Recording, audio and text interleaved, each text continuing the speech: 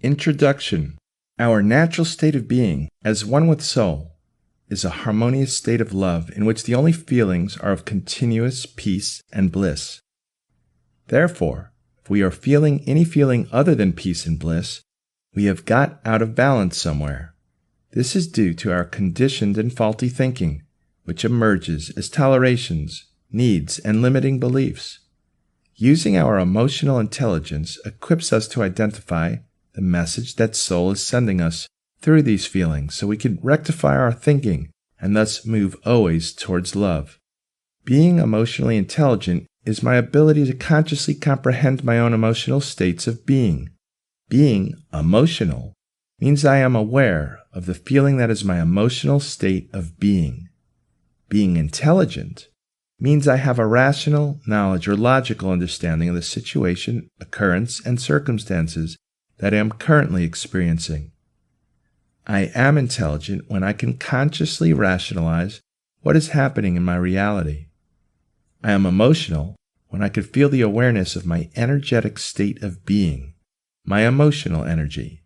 Emotional intelligence loses clarity when I confuse being emotional with being irrational. When I am studying negative states of being that cause me to subconsciously react, I am learning about my own irrational behavior that is without emotional intelligence. I am studying irrational intelligence. Being emotional is not reacting irrationally. It is being consciously aware of my emotional state of being. I never react emotionally because with emotional intelligence, I am always able to respond intelligently. Negative emotional states of being are irrational because a rationally intelligent person who is emotionally aware or intelligent would never choose to experience them. Understanding irrational behavior does require emotional intelligence, but it is not the definition of emotional intelligence. Emotional states of being. Emotional states of being require definition before I can understand them intelligently. When I define an emotional state of being, I give it definition, it becomes a definite emotion, and I become consciously aware of its existence. It is my conscious awareness of the definite nature of my emotions that allows me to be emotionally intelligent. An emotional person is aware of their feelings as different emotions. An emotionally intelligent person is able to consciously name or define their emotional state of being and create it at will, if and when they so choose. By intelligently defining an emotion, I become both emotionally aware of the feeling and rationally conscious of its definition. I cannot experience a definite emotion unless I can name it adjectively. In the absence of naming an emotion, it will remain either a positive or a negative experience, dependent on the beliefs that I hold in my subconscious. I define an emotion or emotional state of being with an adjective, which is a describing word. Any adjective that describes my feelings or my emotional state of being is an emotion. Without an adjective to describe it, an emotion is just a feeling that I don't really understand. The potential of my emotional energy. Emotion is an energetic state of being that I am experiencing. All forms of energy have a force, a magnitude, and a potential. Emotions are no different. The potential of any energy is realized when the force and magnitude of that energy unite. Electrical energy has a force called volts, a magnitude called amps, and a potential called watts. They are all named after the person who first defined them. Emotional energy is more complicated because not only is its potential divided by force and magnitude, but its force is divided by polarity and its magnitude is divided by gender. The polarity of my emotions is either positive or negative, and the gender of my energy is either male or female. Anger and pride are male, whereas meekness and humility are female. However, impatience and intolerance are usually seen as negative, and patience and tolerance as positive. The degree to which my emotional energy is unbalanced, by being divided by either polarity or gender or both, determines the intensity of the emotion that I am feeling. The greater is the imbalance, the greater is the intensity of the emotional feeling. The intensity of my emotional state of being is the product of both the gender and the polarity of the emotional energy. Emotional intelligence requires not only the definition of my emotional state of being, but the understanding of its potential for my life.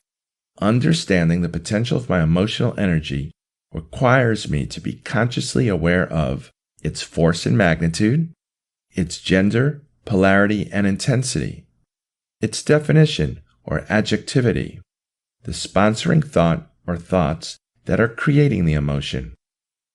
The ultimate potential of my emotional energy is the pure feeling of love that emanates from my soul. Life is an emotional experience. My emotional intelligence requires more than my ability to manage my irrational behavior. It requires the ability to understand my emotional experiences intelligently. The cause of my irrational behavior is my lack of emotional intelligence. I react irrationally with what is sometimes confusingly called an emotional reaction.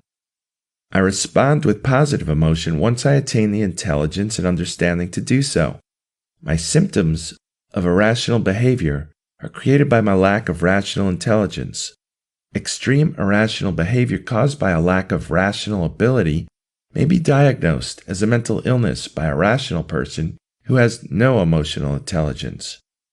Diagnosing emotional disorder or disease requires emotional intelligence, not rational intelligence, which is probably why illness is usually diagnosed as either physical or mental and not emotional. In the absence of emotional intelligence, my life became an unemotional experience as a rationally intelligent man. In a dualistic world, the more rationally intelligent I became, the more contained, disconnected, and emotionally unintelligent I am. It is my experience that the more I rationalize my world with tolerance and patience, the less I react with the frustration of my anger and intolerance. However, with emotional intelligence, I consciously choose to be accepting instead of tolerant, and allowing instead of patient. I no longer choose to be a tolerant patient who is patiently tolerating life. I am now accepting life as an emotional experience because I am learning to be emotionally intelligent enough to allow it to be so. The true test of emotional intelligence. The true test of my emotional intelligence is whether I can be happy and well as a result of my conscious choice to be so. It is only my emotional ignorance that is depriving me of the happiness and well-being that is my true nature. Happiness is an emotional feeling. How can a rational man be happy in a state of being disconnected and unemotional? Well-being is an emotional feeling. How can I feel well in a society that medicates physical and mental illness without one iota of emotional intelligence? Having compassion for other people doesn't mean anything unless I have defined the compassion that I am feeling. Defining compassion as wanting to alleviate the suffering of others is a rationally intelligent definition of a physical desire, not the definition of an emotional feeling.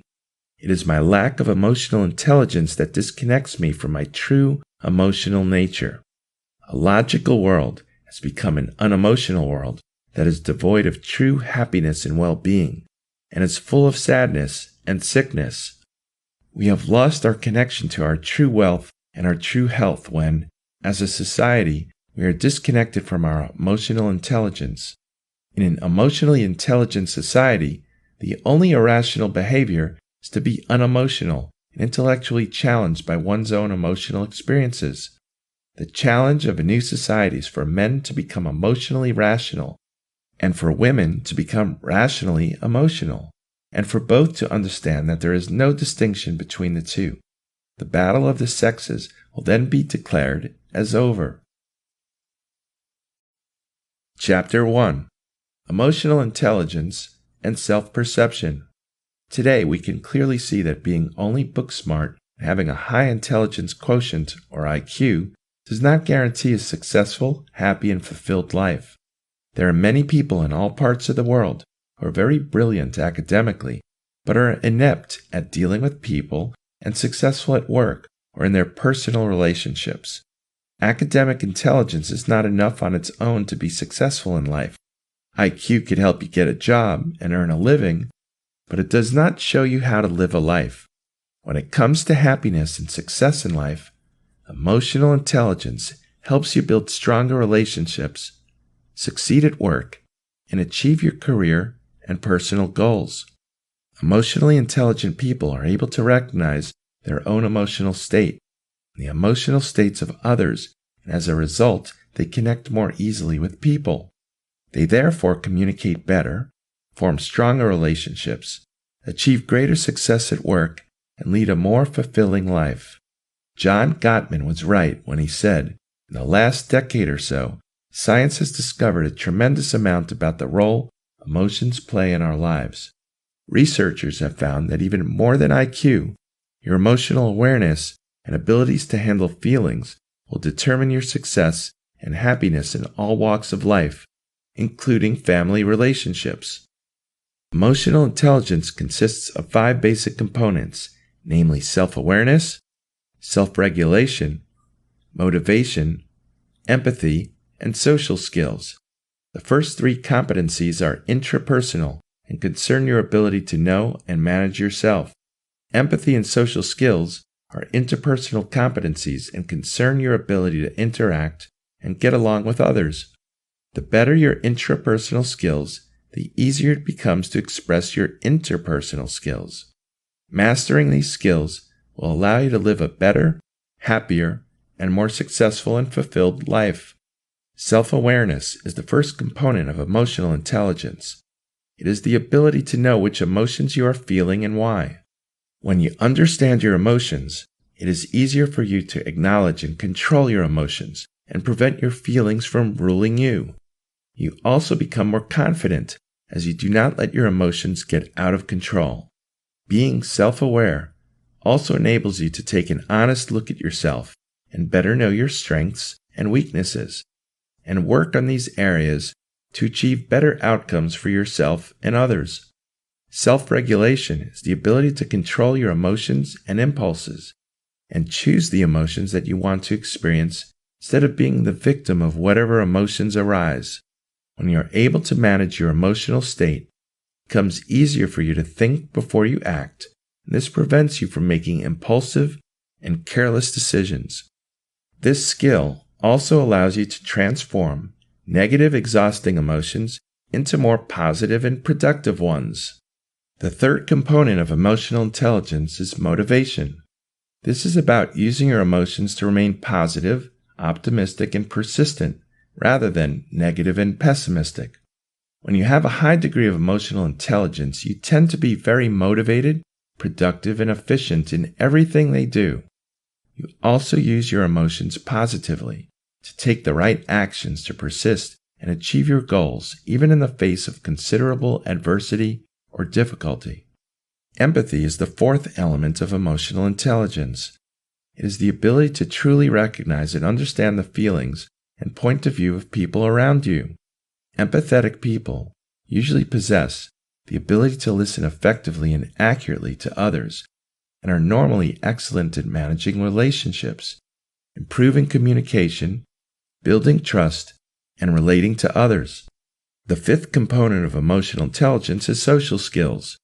Emotionally intelligent people have good social skills and are excellent at building and maintaining relationships. When you are highly emotionally intelligent, you no longer focus on your own success first, and you always have others' best interests in mind. You always promote an environment where people cooperate with each other instead of compete with one another, and you always help others develop and grow. Today, emotional intelligence is a key to success in life, and the good news is that whatever your actual level of emotional intelligence, you can improve it. The best way to develop your emotional skills is through practice. You can then become more efficient at recognizing and managing your emotions, as well as the emotions of others, and lead a happier, more successful, and fulfilled life. Always remember the wise words of Daniel Goleman, who said, "What really matters for success, character, happiness, and lifelong achievements is a definite set of emotional skills. Your EQ not just purely cognitive abilities that are measured by conventional IQ tests. In September of 1962, U.S. locked horns with Soviet Union over their attempt to deploy missiles in Cuba. Frances was horrified as she followed the Cuban Missile Crisis story because she feared that our country would soon be engaged in a thermonuclear war. Thereafter, every time she saw any war news on the television, on the radio, or in printed media, she would have panic attacks and get hives that could last for days. In the mid-1990s, Frances was introduced to a therapeutic technique that addressed the fears the war stories were triggering in her. The technique taught Frances how to tone down the intensity of her fears so her panic attacks would not be so overwhelming, and even though the technique was relatively effective, it still had to be repeated from time to time because she kept having the same panic attacks. In 1998, 2001, and 2005, she learned 3 more techniques that showed a lot of promise in helping her to better manage her fears. And although each of the techniques worked as advertised, none of them were able to prevent Frances from having new episodes of her same fears. In 2008, Frances went to an Applied Consciousness Therapy, or ACT, workshop and was surprised to discover that ACT did not focus on her fears or panic attacks or on any of her other emotional states. Instead, the ACT practitioner was more interested in the perceptions she had about herself and about life in general. ACT takes the position that our self-perceptions dictate how we feel and how we behave. When we create a shift in how we perceive life, our emotions and our behaviors automatically shift to remain in alignment with our new self-perception. ACT commonly uses 10-point number scales to explore self-perceptions. The scales cover the overall range between any 2 opposing poles of perception, and thereby give the client and the practitioner a clear window into the self-perceptual environment of the client. One self-perception scale that was relevant for Frances was one that measured the degree to which she felt safe and secure. The 0 end of this scale was defined as a self-perceptual state called "the world is a dangerous place." The 10 end was a perception called "the world is a safe place." By using AK, or applied kinesiology, muscle testing, we could determine where each of us measures on this scale. Frances only measured between 0 and 1.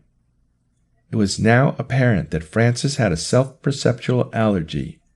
ACT defines allergies as any type of adverse reaction we have to any form of energy we are not 100% energetically compatible with. A self-perception is certainly an energy, and in Frances' case, she had aligned herself with a self-perception that was causing her terrible problems. One called "the world is a dangerous place," and she was least compatible with a self-perception that she could be helping her immensely. In other words, she was functionally allergic to a self-perception called "the world is a safe place." Sounds a little weird, doesn't it? Well, read on. And so our next step was to treat Frances for her allergy by using the ACT protocol. After only 1 treatment, Frances suddenly measured 10 on the 10-point scale and was no longer in avoidance of or adversely affected by the self-perception that the world actually is a safe place. The better news was that she was now able to watch TV without going into a state of panic over any of the material it broadcast. The best news was she quit getting hives.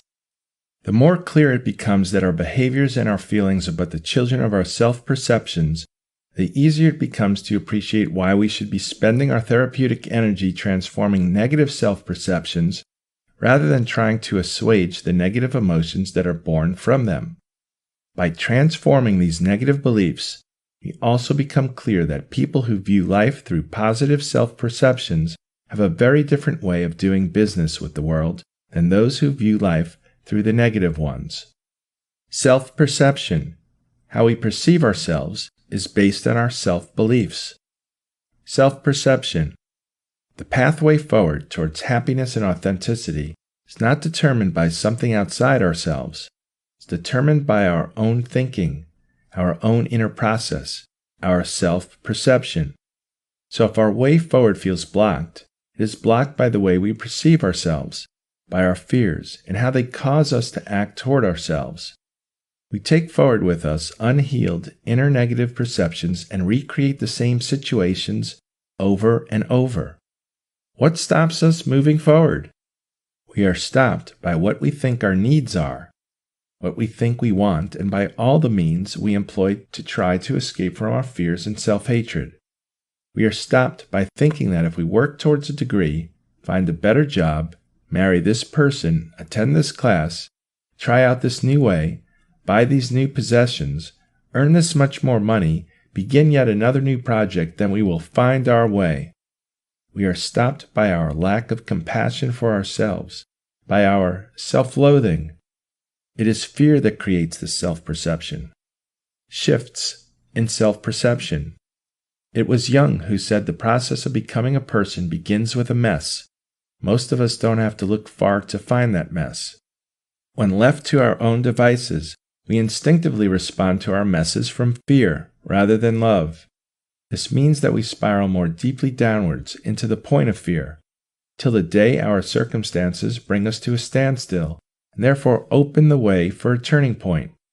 What have been the messes in your life that have led you to a turning point? What deeply held fears have been exploded by your allowing the light to shine on them and creating a shift in perception? What have your turning points been? To discover your authentic self is to be born into yourself again. Our authentic self is deep within us in our childlike innocence. When we surrender into that innocence which is pure love. Surrender is not weakness or loss. It is powerful non-resistance. It is the whole notion of giving up our attachment to outcomes and results. This is a very fearful position to be in, the idea of giving up into the unknown. I guess that's why it takes brokenness to allow these perception shifts to take place. The act of breaking up or breaking down actually becomes being broken open, and with that comes freedom. Why? It's just that when we surrender, we give ourselves over to a natural, ordered universe, and it feels like a homecoming. In Zen Buddhism, there is a teaching about self-perception called Zen mind, or beginner's mind. The concept here is of the mind being like a bowl. If it is already full, then there is no room to receive anything else. In Hindu teachings, the idea of detachment and sacrifice go hand in hand with self-surrender, and teachings about karma, while the root of the word Islam literally means surrender. Christian teaching talks about the need to come as children, to be childlike in order to receive. The inference here is that children are open to teaching, whereas we have already filled our minds with what we want to believe. Surrender is about letting go control, letting go attachment to results and outcomes. It is about giving into love instead of fear. It is about letting go and becoming stronger, not about letting go and falling. It is about accepting ourselves where we are now in this present moment, experiencing a shift in our self-perception rather than waiting until we are more. The greatest way to change ourself is to allow a change in our self-perception. The greatest way to change our world is to change our perceptions about the world. The greatest way for this change to come about is through a change in our self-beliefs. Chapter 2. Developing Emotional Intelligence and Improving Interpersonal Connections. What are interpersonal skills?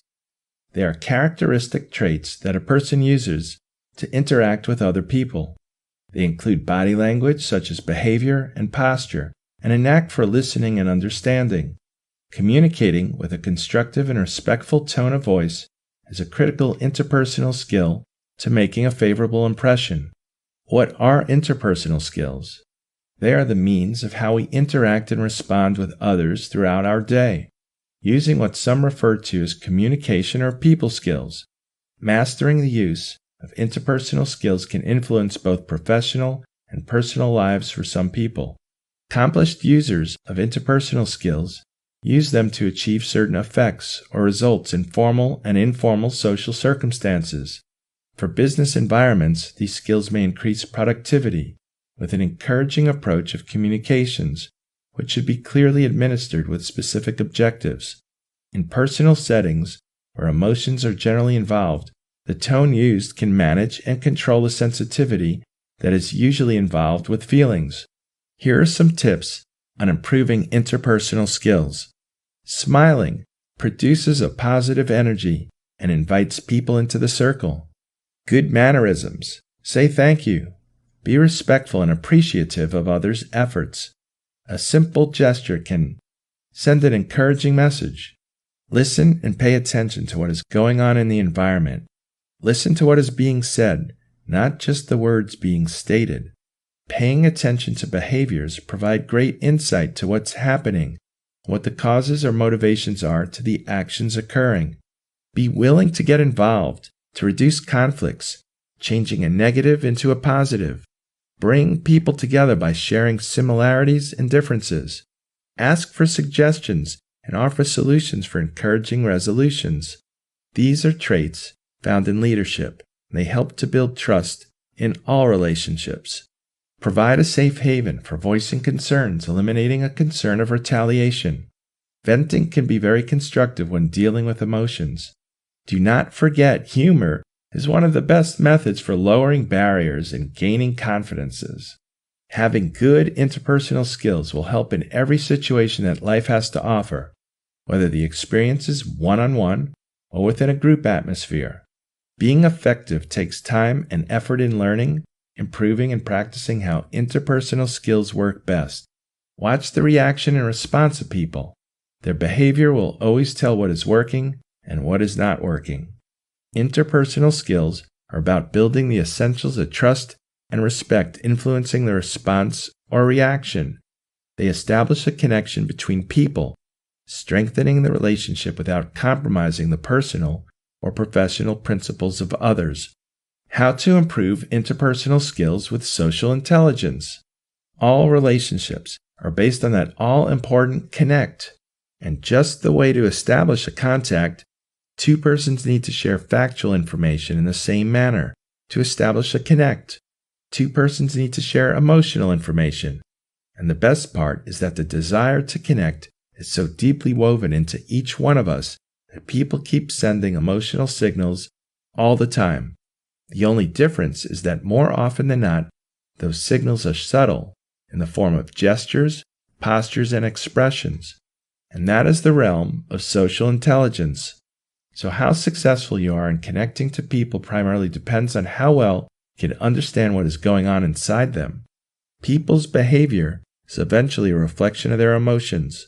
So if you could connect emotionally, then you could synchronize behaviorally and thus excel interpersonally.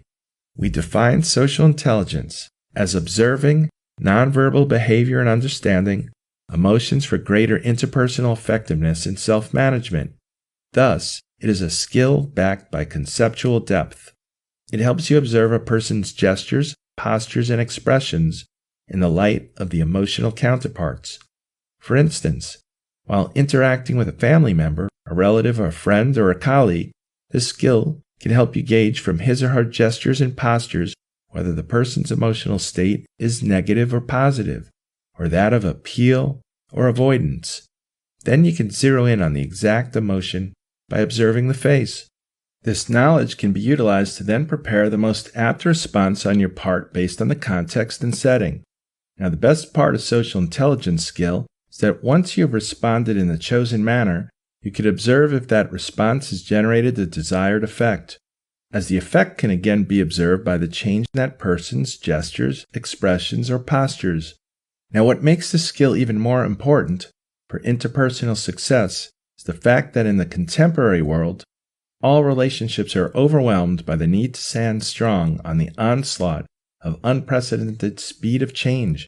Makes an even more strong case for creating stable and supportive relationships. And what damages a relationship most is unresponsiveness. That unresponsiveness is mostly born out of disinterest, and that disinterest is mostly a side effect of less willingness and ability to observe. The skill of social intelligence and the knowledge associated with it builds an interpersonal bridge by reviving one's focus towards the importance paying attention to people, and then strengthening their skill set to do it competently. The impact of emotional intelligence in personal relationships. As we look into the implications of EQ on both personal relationships and job performance, we will examine how emotional intelligence can affect these areas, as well as the ethical implications of doing so. Since a sizable aspect of emotional intelligence as a whole relates to the regulation of other people's emotions, the moral and ethical questions raised by this process must be considered. Similarly, if you are a business owner or manager and are considering using EQ to train employees, assess a possible promotion, and so on, it is again necessary to challenge your rights and responsibilities in doing so. First, we identify the ways that high EQ can affect our relationships. When it comes to one's personal life, there is certainly going to be a wide range of views regarding what is and is not appropriate. The fact is that social interaction, to some degree, not only impacts but actually determines the success or failure of most, if not all, of our personal relationships. Although there are some relationships that may be sustained without any expectations on one side or another, these are very rare and usually limited to parent-child relationships, and are certainly not always applicable then either. Sustaining ongoing relationships with our family members, friends, and romantic partners requires some amount of emotional intelligence. In fact, some of what determines if a romantic relationship or friendship is going to be successful may actually be determined largely by the compatibility of two individuals' levels of emotional intelligence. While background experiences, values, and other characteristics are extremely important when determining compatibility, the level of each person's EQ is likewise important in determining whether a relationship will be successful. That said, it isn't as simple as the level of EQ each partner has, but also the capability level of multiple aspects or domains of EQ, and the compatibility, or lack thereof, between two individuals' EQ. Put simply, two people had excellent emotional intelligence scores may not be as important as if other areas of their strengths and weaknesses are or are not compatible with each other. For example, one person may be phenomenal at memory but terrible at communication.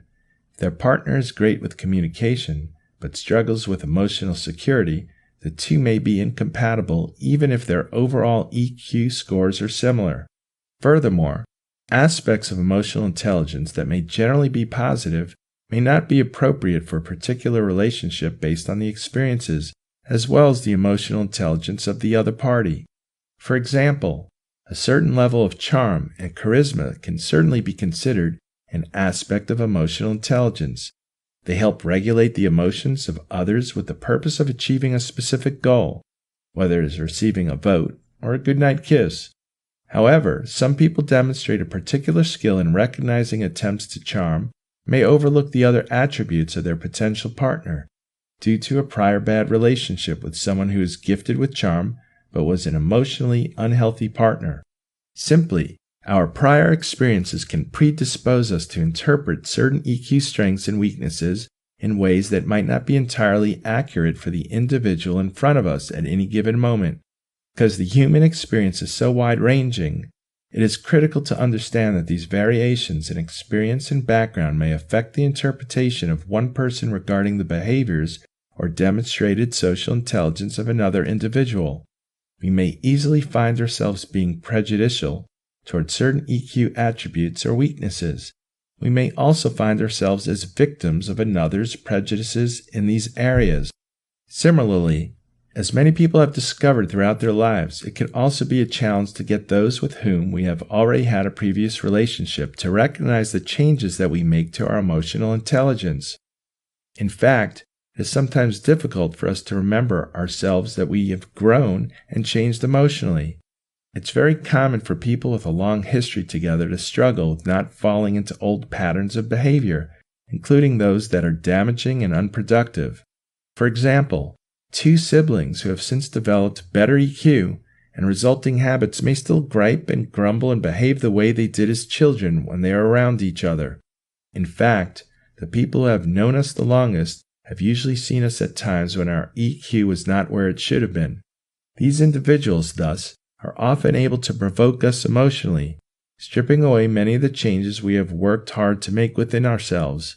Old friends and immediate family sometimes have the power to undo years of EQ bolstering with incredible speed. So what are the ethical issues regarding personal relationships and EQ? Due to the nature of personal relationships, it stands to reason there are many potential ethical pitfalls. When someone engages in a personal relationship, especially if they are dependent upon the other person, like a child, or have chosen to enter a relationship of their own volition, like a spouse, there must exist a certain level of trust within the relationship. In fact, many hold on to the belief that someone who would violate the trust they are given by a person they are close to would be an individual of particularly low moral character. Unfortunately, having a particularly high EQ, along with the trust of another person, certainly has the potential to be highly destructive and damaging, but it doesn't have to be. While the value inherent to emotional intelligence, that of the ability to regulate the emotions of others, can potentially lead to destructive and manipulative behavior, and it could also serve a positive purpose.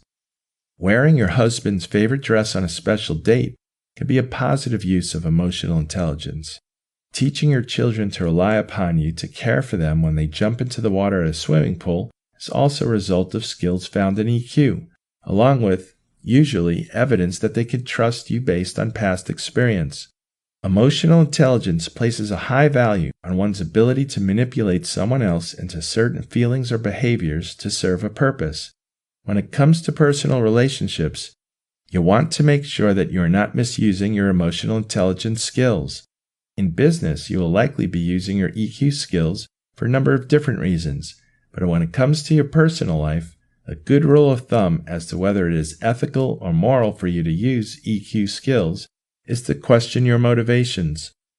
If you're trying to get someone to do something that is positive, healthy, or helpful for them, you are probably making the right decision in using your EQ powers for good. Similarly, if you are using your skills for your own benefit and that of the other person in the relationship, such as complimenting your wife, this should usually be okay as well. Alternatively, the purpose of your use of emotional intelligence seeks primarily or exclusively to serve your own needs or desires, such as seducing someone into bed, then you probably shouldn't do it. This is, in many ways, akin to the idea that if your behaviors and words are not based in integrity and you are relying solely on your use of emotional intelligence, you should probably rethink your choices. Whereas if you utilize your emotional intelligence skills in a way that it is not meant to deceive, but rather to convey your genuine thoughts or feelings, it is probably ethically okay to do so. Most of the time, when it comes to personal relationships, your actions will probably be very natural, and you may not even process that you are utilizing your EQ skills.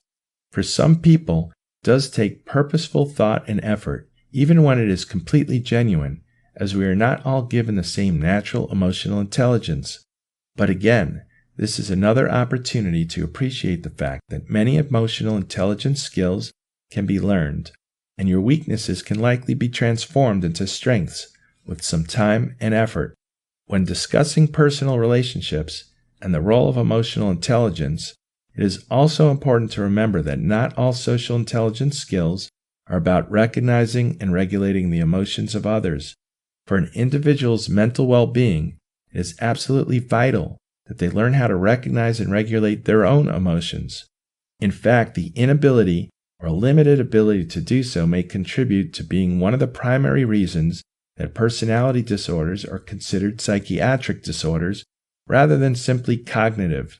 For an individual who does not know how to recognize their own feelings, it is virtually impossible to regulate them. Those struggling with borderline personality disorder or histrionic personality disorder are known for having limited ability to regulate their own emotions.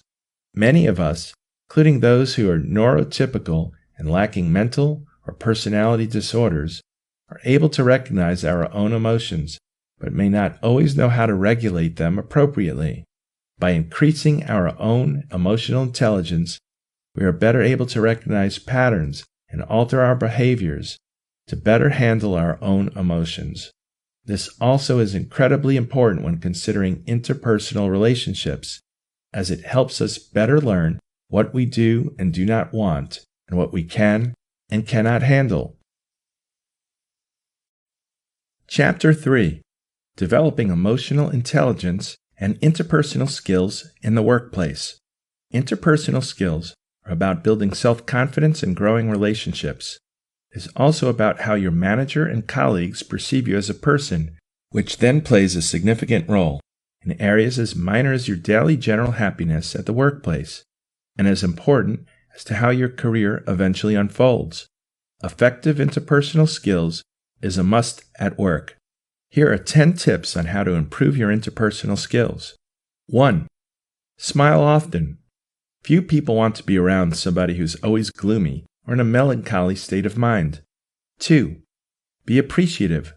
Generate enthusiasm and energy by keeping a positive mindset. 3. Be attentive to others.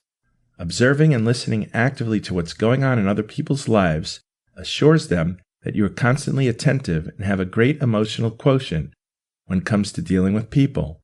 4. Help people connect. Encourage everyone to work together. Treat everyone equally without favoring anyone in particular. 5. Avoid participating in conflicts. It's not considered the smart thing to do interfering in someone else's conflict, as it more often than not will only mar your reputation. 6. Communicate clearly. Effective communication enhances self-esteem, cultivates relationships while increasing our career advancement opportunities. 7. Be humorous. Don't be afraid to be funny or witty and make others laugh. 8. Empathize with them. Empathy denotes a deep emotional understanding of another's feelings or problems, being able to put yourself in someone else's shoes and understand how they feel. 9. No whining allowed. There is nothing worse than an innocent whiner. 10. Give feedback and recognition. Appropriate feedback and sincere praise are necessary when evaluating performances. When you apply for a job, you'll notice that aside from technical skills, managers focus more on your interpersonal skills. Interpersonal skill is a soft skill that needs to be honed in order for a person to succeed in the workplace, and at the same time help a business succeed. Having a good interpersonal skill helps in how your managers and coworkers perceive you, good or bad. Also plays a huge role in achieving happiness in your job and the workplace. Remember that brilliance is not enough for you to succeed. You have to know how to connect with people. Otherwise, your career and professional life will suffer. Success comes easy to those people who have excellent interpersonal skill. Here are some tips for you. 1. Appreciate others. Everyone has something positive or good about them. Don't hesitate to let them know about this. Be generous with kind words and praises, because this is one way of making people feel comfortable around you. At the same time, this empowers the people around you. When you empower people, they flock around you like moths to fire. 2. Pay attention to other people. Take notice of other people's success, difficulties, and failure, and give sympathy and acknowledgement accordingly. People appreciate this. Also, pay attention when you talk and say hi to people. Don't forget to establish eye contact and make sure you remember their first names. Make people feel that they matter by asking their opinion and thanking them for it. 3. Be an active listener. Listen attentively to what other people have to say. Spend less time talking and impressing other people. Instead, listen and be impressed. Most of the time when we talk to people, we're more occupied with our own thoughts, but this should not be the case if you're an active listener. You actually listen and pay attention to what he or she is saying and acknowledge it. People appreciate this because they feel they value and are empowered. If you want to succeed, you have to make people feel empowered when they work with you.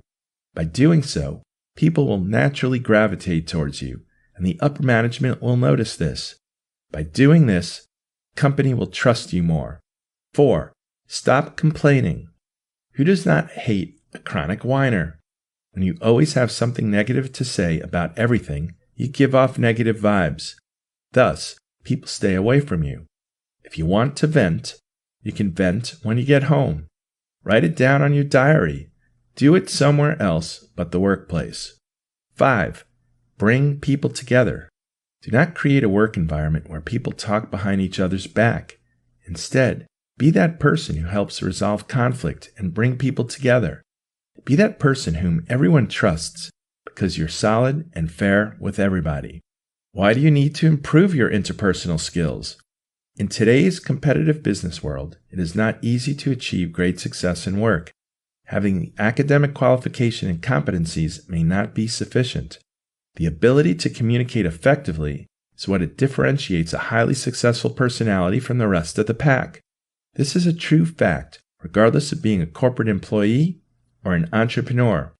Seriously speaking, it is indeed necessary for you to sharpen your interpersonal skills if you want to move further. Please bear in mind that different people have different personalities and communication styles.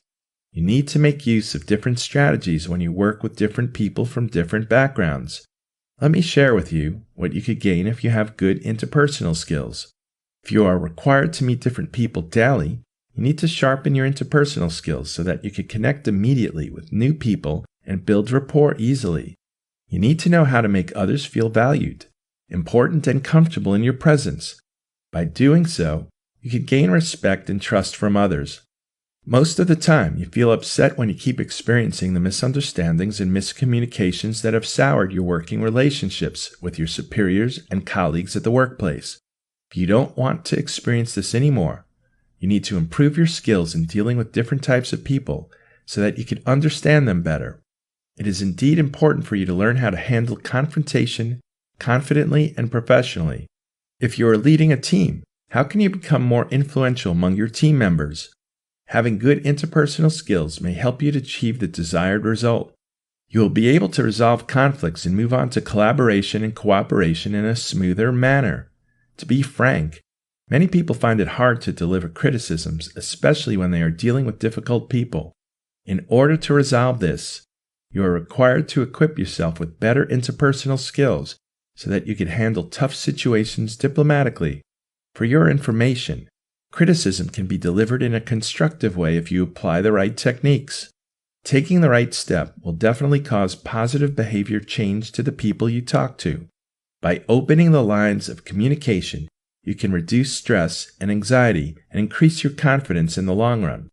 Applying emotional intelligence at work, improving performance. Your workplace is a space within which you have contact with several persons, and thus represents a perfect environment where you could work your emotional skills. This contradicts the old-fashioned and traditional view according to which emotions have no place at work. You do not have to be a robot because you interact with people with whom you may later have to collaborate. The earlier or sooner you start connecting with them, the easier it will be for you to reach to the coworkers. Fortunately, the conception of leaving half of your brain when going to the office has undergone changes lately. Nevertheless, the impression that the workplace is a stressful medium is still widely adopted. Several specialists have tried to demonstrate that displaying and manifesting emotional intelligence in this area will enhance productivity, improve teamwork, and ameliorate the tension and state of discomfort you feel when at work. The organization Multi-Health Systems has initiated some interviews in different workplaces in order to establish the frequency of the use of emotional intelligence skills. The studies carried out have reached the conclusion that increasing one's emotional intelligence at work presents many benefits. Among these advantages, one could count the abilities to better manage stress at work, be a better manager or team leader, improve the relationships you have with your colleagues of work, increase productivity, better collaborate with others, deal more efficiently with your supervisor, better manage your priorities. Tips on improving emotional intelligence at work. Emotional intelligence at work is often overlooked by top management and may be the least priority in hiring company personnel. But nowadays, there is a growing need for employees to cope with work-related stress. Emotional intelligence will greatly help in achieving this. The bottom line is that when employees are coping well with the daily stresses and needs of the job, they can perform better, and this is the ultimate goal. Ways to improve emotional intelligence in the workplace. Build strong relationships. From your first day of work, start forging a relationship with people you work with. Do not judge the people by their rank or title, but be open and build a support group in the workplace. These friendships or alliances could help you in achieving your goals and in performing better in the company. Put on a positive attitude. A positive attitude towards work is very evident and can be contagious. When your superiors see you working with a positive attitude, even when there are evident challenges, the rewards will also be forthcoming. If there are no rewards, your positive attitude can help you overcome the feeling of being unappreciated or slighted. Controlling emotions. People who cannot control their emotions, such as anger or jealousy, are so focused on the negative aspects that they do not realize that no one wants to side with them anymore. This prevents them from performing their job well. There is no one to support them. Work smart and be mindful of your strong emotions. Do not let them cloud your work judgment. Avoid blaming others. There will always be the blame game in the workplace. This is how some people make excuses for their own mistakes, how they avoid taking responsibility for their actions. If you are the one who is responsible for a mistake, take accountability and make plans for taking action to correct the mistake. This is how you develop management and leadership skills. Importance of emotional intelligence at work. The happiness of people in the workplace is so elusive for some people. Negative feelings are dormant, and employees often complain about anything under the sun, from minor things like office supplies to serious matters like bad bosses and mismanagement. Negative emotions, such as jealousy, envy, anger, helplessness, fear, insecurity, isolation, resentment, and feelings of being unappreciated or slighted, are all contributing to how people perform their jobs. Helping employees deal with changes and stresses will minimize these negative feelings and could lead to better performance.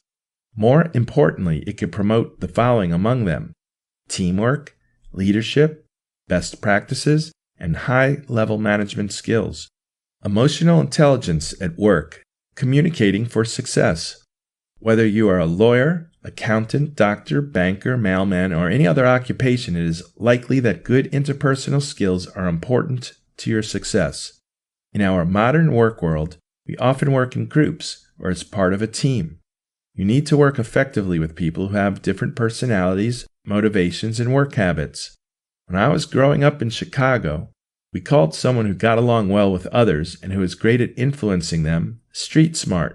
Today, the terms emotional intelligence and social intelligence have popularized the importance of social community and connectivity. The concept of emotional intelligence became popular after the immense success of the Daniel Goleman 1995 book, Emotional Intelligence: Why It Can Matter More Than IQ. It was followed by a second bestseller in 1998 by the same author, Working with Emotional Intelligence. The business community was rocked by the research that overwhelmingly showed that up to 90% of performance effectiveness was due to emotional savvy rather than technological knowledge. In the U.S., where IQ and SAT scores have dominated thinking on who is likely to succeed, the evidence is now clear that people skills are far more important when it comes to the bottom line.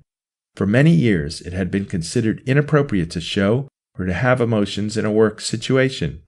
An overwhelming amount of research shows that not only are emotions very much a part of the work experience, but to a large degree, they set the course that a company follows.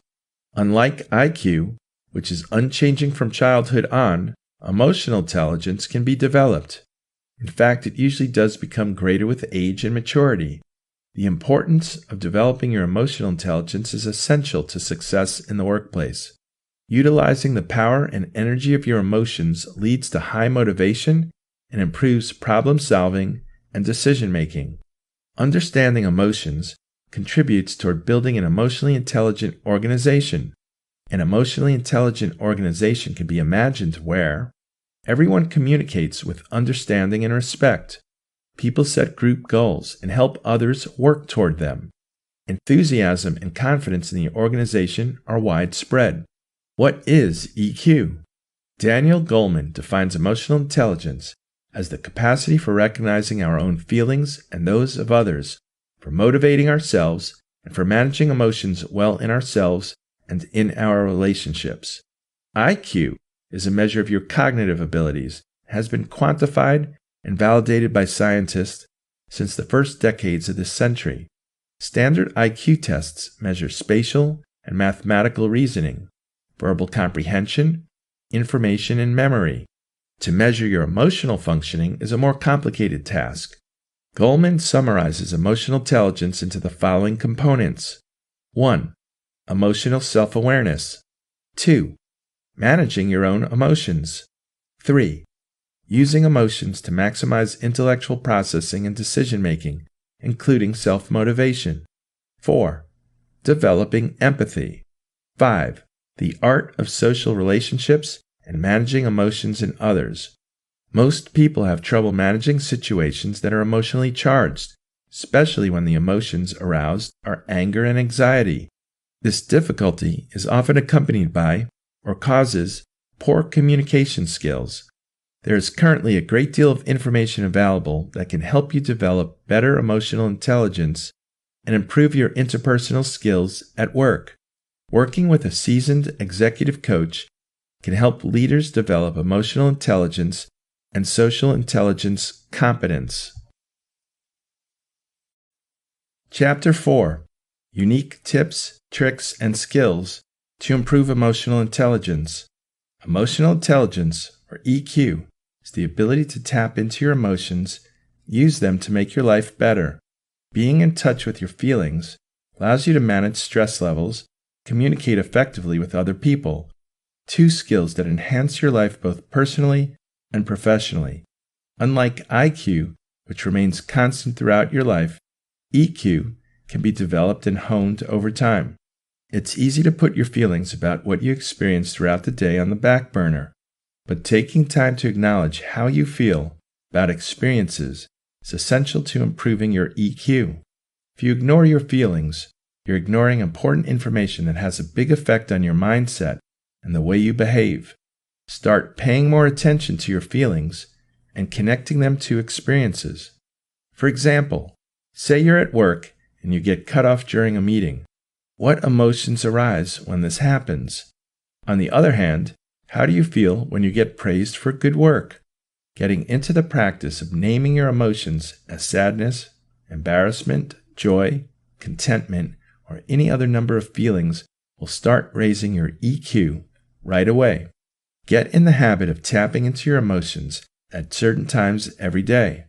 What are your first emotions upon waking? Your last before you fall asleep? Observe how your emotions and behavior are connected. When you feel strong emotions, how do you react? Tune into your gut responses to situations you face every day, instead of just reacting without any reflection. The more you understand what spurs your behavioral impulses, the higher your EQ will be, and you'll be able to use what you know to actually change your behavior in the future. Here are some examples of behaviors and what's behind them. Feeling embarrassed or insecure might cause you to withdraw from conversation and disconnect. Feeling angry might cause you to raise your voice or angrily stomp away. Feeling overwhelmed might cause you to panic and lose track of what you are doing or cry. Avoid judging your own emotions. All the emotions you have are valid, even the negative ones. If you judge your emotions, you'll inhibit your ability to fully feel, making it more difficult to use your emotions in positive ways. Think of it this way. Every emotion you have is a new piece of useful information connected to something that's happening in your world. Without this information, you'd be left in the dark about how to adequately react. That's why the ability to feel your emotions is a form of intelligence. It's hard at first, but practice letting negative emotions surface and connecting them to what's happening. For example, if you feel bitterly envious, what is that emotion telling you about your situation? Fully experience positive emotions too. Connect your joy or satisfaction to what's happening around you, so you could learn how to feel them more often. Practice deciding how to behave. You can't help what emotions you feel, but you can connect it to something that's happening in your world. Without this information, you'd be left in the dark about how to adequately react. That's why the ability to feel your emotions is a form of intelligence. 10 ways to enhance your emotional intelligence. Everyone's always talking about emotional intelligence, but what exactly is it? One important aspect of emotional intelligence is the ability to perceive, control, and evaluate emotions in oneself and others, to use that information appropriately. For example, recognizing emotional intelligence in oneself can help you regulate and manage your emotions, while recognizing emotions in others can lead to empathy, success in your relationships, both personal and professional. Given the importance of emotional intelligence, I thought it might be helpful to give a very brief overview of the topic, as well as 10 ways to enhance your emotional intelligence, originally published in my book, The Emotional Revolution. In 1990, Yale psychologists John Mayer and Peter Salovey originally coined the term emotional intelligence, which some researchers claim that it is an inborn characteristic, while others suggest that you can improve it with proper guidance and practice. I agree with both schools, and obviously with the latter, or I wouldn't be giving you tips as to what you could do to improve your emotional intelligence. It may not be possible for everyone to have a psychotherapist, but you can become your own therapist. After all, Freud analyzed himself. It all starts with learning how to listen to your feelings. While it may not always be easy, developing the ability to tune into your own emotions is the first, perhaps most important step. Here are 10 ways to enhance your emotional intelligence. 1. Don't interrupt or change the subject. If feelings are uncomfortable, we may want to avoid them by interrupting or distracting ourselves. Sit down at least twice a day and ask, "How am I feeling?" It may take a little time for these feelings to arise. Allow yourself that small space of time uninterrupted. 2. Don't judge or edit your feelings too quickly. Try not to dismiss your feelings before you have a chance to think them through. Healthy emotions often rise and fall on a wave, rising, peaking, and fading naturally. Your aim should not be to cut off the wave before it peaks. 3. See if you can find connections between your feelings and other times you have felt the same way. When a difficult feeling arises, ask yourself, when have I felt this feeling before? Doing this may help you to realize if your current emotional state is reflective of the current situation or of another time in your past. 4. Connect your feelings with your thoughts. When you feel something that strikes you as out of the ordinary, it is always useful to ask, "What do I think about that?" Oftentimes, one of our feelings will contradict others. That's normal. Listening to your feelings is like listening to all the witnesses in a court case. Only by admitting all the evidence will you be able to reach the best verdict. 5. Listen to your body. A knot in your stomach while driving to work may be a clue that your job is a source of stress. A flutter of the heart when you pick up a girl you've just started to date may be a clue that this could be the real thing. Listening to these sensations, the underlying feelings that they signal, will allow you to process with your powers of reason. 6. If you don't know how you're feeling, ask someone else. People seldom realize that others are able to judge how they are feeling. Ask someone who knows you and whom you trust. How are you coming across? You may find the answer both surprising and illuminating. 7. Tune into your unconscious feelings. How can you become more aware of your unconscious feelings? Try free association. While in a relaxed state, allow your thoughts to roam freely and watch where they go.